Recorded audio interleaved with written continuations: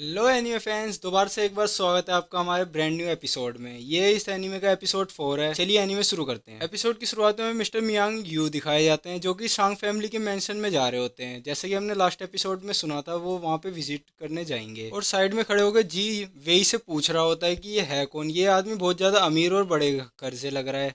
फिर वेई जी को बताता है कि ये बहुत ज़्यादा अमीर फैमिली से बिलोंग करता है और मियाओ फैमिली का मेंबर है। फिर हमें दिखाया जाता है कि मियाओ यू बहुत सारे तोहफे लाया होता है सांगली के लिए और वो जाके साइड में वहाँ पे बैठ जाता है। वो बताता है कि कुछ दिनों पहले मेरे सुनने में आई कि तुम्हारी कुछ दिनों पहले फाइट हुई थी, इस वजह से मैं तुम्हारे लिए ये सब गिफ्ट लाया हूँ और यहाँ पे तुम्हें देखने के लिए आया हूँ कि तुम सुरक्षित हो या नहीं। और मैंने कुछ ऐसे रूमर्स भी सुने हैं कि तुम्हारा एक सीक्रेट लवर है और जिसे तुम सबसे छुपा रही हो। सांगली बोलते हैं कि ये कुछ भी नहीं, सिर्फ रूमर्स हैं और मैं रूमर्स पे बिलीव नहीं करती। मियाओ यू कहता है कि शायद तुम्हें पता नहीं कि किंग फैमिली जाओ फैमिली को हरा दिया था सिर्फ और सिर्फ रूमर्स की वजह से। उनने रूमर्स पे बिलीव किया और उनने उन पे अटैक कर दिया, जिस वजह से वो जीत गए। शायद तुम्हें रूमर्स की पावर नहीं पता। ये सुन के सांगली चुप हो जाती है। फिर हमें दिखाया जाता है कि वेई और जी बात कर रहे होते हैं कि मियाओ यू सांग को जबरदस्ती शादी करने के लिए फोर्स कर रहा है, वो भी सिर्फ इस वजह से क्योंकि सबको शक है कि तुम सांगली के सीक्रेट लवर हो। ये सुन के जी बहुत गुस्से में एक प्लेट में कुछ पीने के लिए लेके वहाँ पे चला जाता है जहाँ पे इन सब की बात हो रही होती है। और हमें दिखाया जाता है कि मियाओ यू सांगली से बात कर रहा होता है। इन रूमर्स को खत्म करने का एक ही तरीका है, तुम उससे शादी कर लो। सांगली कहती है इससे तुम्हारी फैमिली की इमेज खराब नहीं होगी। वो कहता है कि मेरे फादर की पोस्ट की वजह से ऐसा कुछ भी नहीं होगा, ये सब रूमर्स बहुत जल्दी मिट जाएंगे। इतने में जी वहाँ पे आया था और बहुत गुस्से से वो प्लेट रखता है और जी कहने लग जाता है कि तुम इन रूमर्स का फायदा उठा के सांगली से शादी कर रहे हो, ये बहुत गलत है। अगर तुम्हें सच में हेल्प करनी है तो इन रूमर्स का सोर्स ढूंढो और वहां से एंड कर दो, ना कि शादी करो।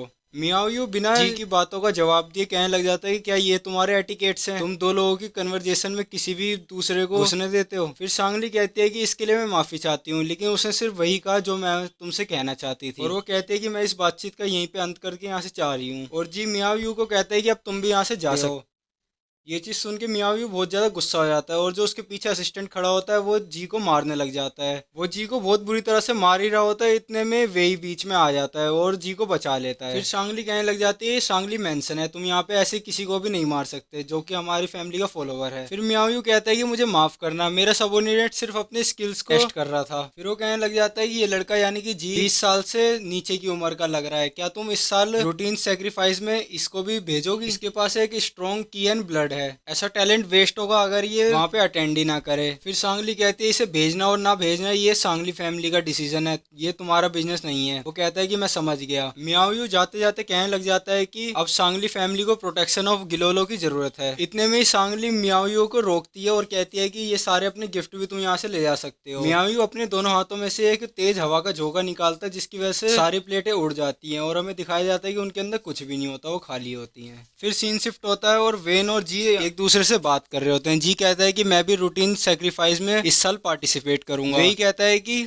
तुम्हें पता नहीं है कि ये कितना ज्यादा डेंजरस है, तुम इसके बारे में कुछ भी नहीं जानते। जी कहता है कि तुम मुझे कुंफू सिखाओ, मैं वहां से जीत के वापस आऊंगा। फिर वही जी को रूटीन सेक्रीफाइस की स्टोरी सुनाने लग जाता है पास्ट की, जिसमें हमें दिखाया जाता है कि वो लोग सिर्फ अपना टैलेंट दिखाने के लिए फाइट करते थे पहले, जिससे एक दूसरी फैमिली को अपना टैलेंट दिखाया जाता था कि हमारे फैमिली में कितने ज्यादा टैलेंटेड लोग हैं। लेकिन अब उसका मतलब एकदम बदल चुका है। अब दोनों फैमिली के सबोर्डिनेट एक दूसरे पे इतना गहरा घाव कर देते हैं जिससे कभी कभी मौत भी हो जाती है या फिर वो इंसान अपनी जिंदगी भर की इंजरी ले लेता है। फिर जी कहता है कि क्या तुम भूल गए, मेरे पास फिजिक्स ऑफ टाइस हुई है जिससे मेरी इंजरी 2 मिनट के अंदर सारी ठीक हो जाती है। फिर वही कहता है कि फिजिक्स ऑफ टाइस हुई अच्छी है पर वो तुम्हारे दर्द को कुछ नहीं कर सकते, जब तुम्हें चोट लगे तो दर्द भी बहुत होगा और अगर उसने तुम्हें बहुत जल्दी मार दिया तो फिजिकल टाइस कुछ भी नहीं कर पाएगी। फिर जी कहता है इसी वजह से तो मैं तुम्हें कह रहा हूँ कि मुझे तुम कुंफू सिखाओ जिससे मैं सांगली को सेव कर सकूं उस मियाओ यू से। फिर जी वेई से कहता है क्या तुम भूल गए उसने सांगली की किस तरह से बेइज्जती करी थी और सांग फैमिली की भी, तुम ये सब कैसे भुला सकते हो? फिर वेई जी से कहता है कि तुम इस रूमर को पूरी तरह से इग्नोर कर रहे हो कि तुम गिलोलो बन रहे हो, तुम एक सच्चे मर्द हो। लेकिन इतने में जी उससे एक भोला सा चेहरा बना के पूछता है कि गिलोलो होता क्या है।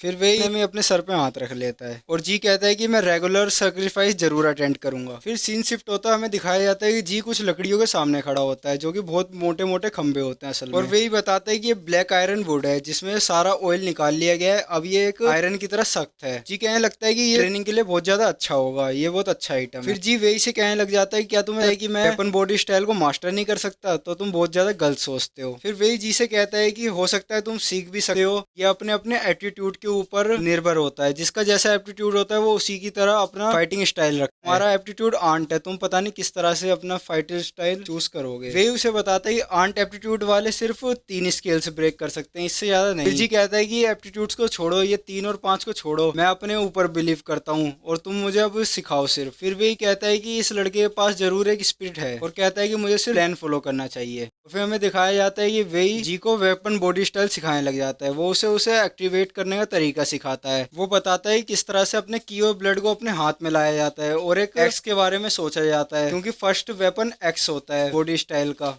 और जैसी उसकी सारी ताकत तुम्हारे हाथ में आ जाए तुम अपने दुश्मन पे वार कर दो। और वो उसे एक लकड़ी काट के दिखाता है, जो कि लकड़ी बहुत आसानी से बीच में से कट जाती है। जी ये देख के बहुत ज्यादा हैरान होता है। फिर वही कहता है कि अब तुम इसे ट्राई करो। जी भी बिल्कुल उसी तरह से ट्राई करता है जिस तरह से वही करता है और वो बहुत ज्यादा सक्सेसफुल जा रहा होता है। ये चीज देख के वही भी बहुत ज्यादा हैरान हो जाता है कि अपने फर्स्ट अटेम्प्ट में इसे सक्सेसफुली कंप्लीट कर लेगा। लेकिन वो जैसे उस लकड़ी पे हाथ मारता है वो लकड़ी कटती तो नहीं लेकिन चटक जरूर जाती है। और उसे एक्स के बारे में सोचना होता है लेकिन वो एक स्वॉर्ड के बारे में सोच रखता है, इस वजह से गड़बड़ हो जाती है। फिर वही कहता है कि तुम्हें एक एक्स के बारे में सोचना है, ना कि सोर्ड के बारे में, यहाँ तुमने गलती कर दी। फिर जी कहता है कि मुझे पता ही नहीं कि एक्स कैसी दिखती है। फिर वही कहता है कि फिर से करो, लेकिन हमें दिखाया जाता है कि जी का हाथ टूट जाता है। फिर वही अपने सर पे हाथ रख के वहां से जाने लग जाता है और कहता है कि जाके एक असली एक्स लो और देखो वो कैसी दी है और इस बार सही तरीके से करना। जी ठीक है कहता है और वहां से चला जाता है। फिर हमें आधे दिन का बाद का सीन दिखाया जाता है। हमें दिखाया जाता है कई सारी लकड़ियाँ वहाँ पे टूटी पड़ी होती हैं और जी लेटा होता है एक एक्स के साथ और बहुत ज़्यादा थक गया होता है। वहाँ पे सांगली आती है खाना लेके जी के लिए। जी उसे बहुत भूखे तरीके से खाने लग जाता है। सांगली उसे कहती है कि धीरे धीरे और, लेकिन वो कहता है कि मैं नहीं रुक सकता, मुझे बहुत ज़ोर से भूख लग रही है। सांगली जी को बताती है कि ये weapon body style prime minister ने एक एंशियंट बुक में से निकाला था और ये भी कहती है कि अगर तुम्हें अपनी सारी स्ट्रेंथ वापस चाहिए तो तुम्हें बहुत सारा खाना खाना चाहिए। फिर जी सांगली से एक सवाल पूछता है कि तुम्हारे फादर तुम्हें क्यों नहीं रोक रहे इस शादी को करने से, उन्हें इन सब मसले को पहले ही ख़त्म कर देना चाहिए था। सांगली बताती है कि ये मेरे फादर का आइडिया नहीं था, ये एक स्ट्रेटेजी थी मियाओ फैमिली की। मियाओ फैमिली ओल्ड नोबल्स को रिप्रेजेंट करती है, वो प्राइम मिनिस्टर की ताकत को भी अपना बनाना चाहते हैं। और सांगली बताती है कि मेरे फादर पीएम के एक बहुत ज़्यादा ट्रस्टी सबऑर्डिनेट हैं, जिसकी वजह से वो किसी भी फैसले के बीच में टांग नहीं अड़ा सकते।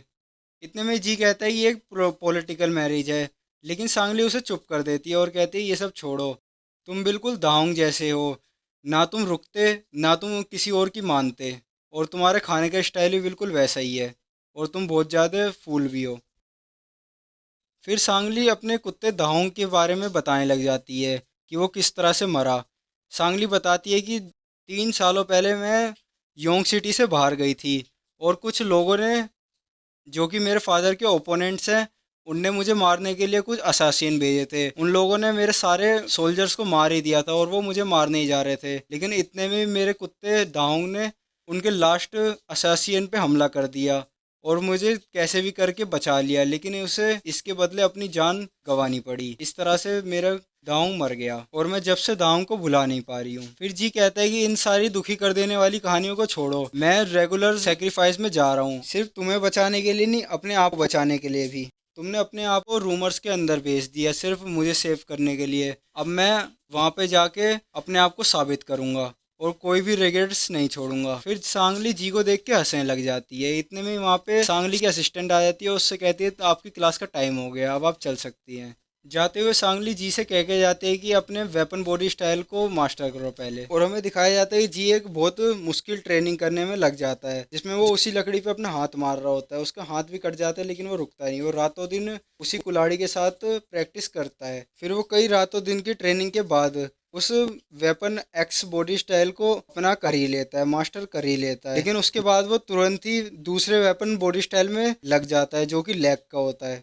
वो दिनों रात उन दोनों बॉडी स्टाइल को मास्टर करने में लगा रहता है, वो कोई भी आराम नहीं करता। वो दूसरे बॉडी स्टाइल के लिए बहुत ज़्यादा मेहनत करता है। वो एक लकड़ी पे अपनी लात ही लात मारता है। वो कहता है कि अगर एक बार में नहीं टूटेगी तो 2 बार में, 2 बार नहीं टूटेगी तो 3 बार मारूंगा ना मैं इस पे, मैं रुकूंगा नहीं। फिर हमें दिखाया जाता है कुछ दिनों बाद का सीन, जिसमें सांगली के हाथ में एक डेविनेशन लेटर होता है और वो वेई से बात कर रही होती है। वेई उसे बता रहा होता है कि जी ने बहुत जल्दी प्रोग्रेस करी है, उसने 2 बॉडी वेपन स्टाइल को अपना बना लिया है। अगर वो 2 बॉडी वेपन स्टाइल के साथ रूटीन सेक्रीफाइस में जाएगा तो वो जरूर जीत के ही आएगा। लेकिन सांगली वहां पे कहती है कि कौन कह रहा है कि हम उसे वहां पे भेजने वाले हैं, हम उसे वहां पे नहीं भेजेंगे। फिर वही चौंक के कहता है कि क्या आपने इसी वजह से मुझे सिखाने को नहीं बोला था? उसे गांव मर चुका है, अब मैं नहीं चाहती कि मेरे कोई भी जानकारी का मेरी वजह से मरे। सांगली कहती है कि बिल्कुल भी नहीं, मैं उसे कहीं भी नहीं भेजूंगी, मेरी वजह से पहले ही। फिर हमें जी दिखाया जाता है जो कि पूरी तरह से दोनों वेपन बॉडी स्टाइल को मास्टर कर चुका होता है। वो कहता है कि इन दोनों वेपन बॉडी स्टाइल को मास्टर करने में मेरा बहुत सारा ब्लड खर्च हो गया है। और वो अपने शाह ऑफ बोन्स को भी देख रहा होता है और कह रहा होता है कि मेरी रिकवरी भी इतनी जल्दी फास्ट नहीं हो रही जैसे पहले होती थी। इतने में उसे एक झटका सा लगता है उसके हाथ पे और उसका हाथ ऐसा लगता है कहीं पे खींच रहा है। कहता है कि ऐसा लग रहा है जैसे इनकी कोई जलती हुई इच्छा है जिसकी वजह से ये मेरा हाथ भी जला रहे हैं। वो कहता है कि ऐसा लग रहा है कुछ खाना चाहते हैं। इतने में वो एक लड़की के ऊपर इशारा करता है और हमें वो दिखाया जाता है कि वो लुई होती है, वो सांगली की असिस्टेंट होती है। वो कहता है कि क्या ये लुई को जिंदा खाना चाहते हैं। यहीं पे एपिसोड का एंड हो जाता है। अगर आपको ये वीडियो अच्छी लगी हो तो प्लीज वीडियो को लाइक करना और चैनल को सब्सक्राइब। Thanks for watching.